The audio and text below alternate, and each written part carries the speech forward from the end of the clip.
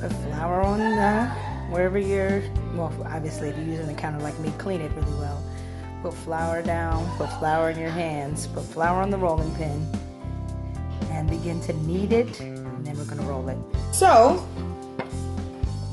you wanna take some of the dough. The batch that I'm making is really big, so I have to actually take just some of it, and we're gonna knead it. So, basically I'm making this into a ball. I'm folding it, I'm pressing it. I'm folding it again, I'm pressing it. I'm folding it, I'm pressing it. Folding it, I'm pressing it. And then once you do this for just a few times till it feels like it's pretty much one ball. You can feel it when it starts to change and it doesn't feel like it's multiple balls or like weird chunkiness. Then you know it's ready to roll. So make sure your surface is powdered well.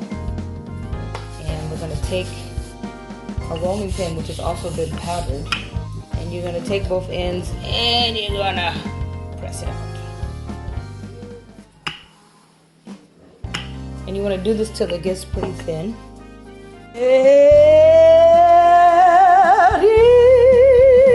For the thousands in attendance and the millions watching at home, let's get ready to chin chin.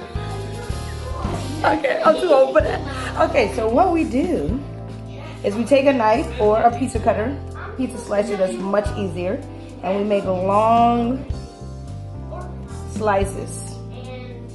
And you want these to be, if you're doing it well, like the size of your thumb across, so not your thumb, like your thumbnail across. Okay, and then after we have a few, what we're gonna do is we're gonna cut it diagonally. And it's okay if you don't get it perfectly. And it's okay that Ariana's in my video. Because anytime we mess up, it's fine. We got all this other dough, we can do it again. Yeah. We can make more. That's right. We can always make more. And you want them to be similar in size so that they cook around the same time.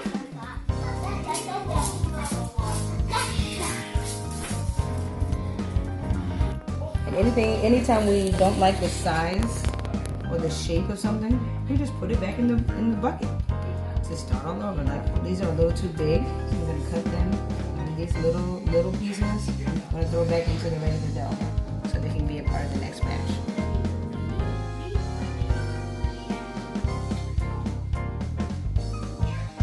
So after you have sliced them and diced them as you desire, then we're going to freeze them. So find something, like I'm using a cutting board, but it can be something else that will actually fit in your freezer.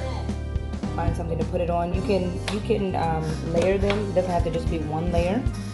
And you're going to put it in the freezer for at least 20 minutes. And that just helps like get the shape more firm so that when you're frying them, they don't just turn into mush. So some people don't do this, but it is a Onuoha secret. So this is what we do. I'm gonna fry it in a pot or a pan, depending on your preference. And you just want to make sure that you have enough oil because you are deep frying it. It doesn't need to be this much, but you know, at least this much oil. And you want to make sure you heat it long enough so it's actually hot. Now, for me on my stove, I usually try to heat on like a medium-low setting because when I don't, it gets too dark, and what I found is that light-skinned Chin Chin is in, okay? So, I'm not light-skinned, but I just found that light-skinned Chin Chin is in, okay? So once you've been heating your oil for a little while, you want to do a test to make sure that it's hot enough. So we're just going to drop one Chin Chin in the oil and see if it bubbles. And as you can see, it's bubbling, so that means the oil is hot enough. So take some of your Chin Chin, not all of it, just enough to kind of cover the pot or the pan that you're using. Drop it in there and begin to stir. You want to stir to make sure, number one, that nothing sticks together. And also you want to stir to make sure that it's evenly coated. If it begins to brown too early, that means that your oil might be a little too hot, so turn it down.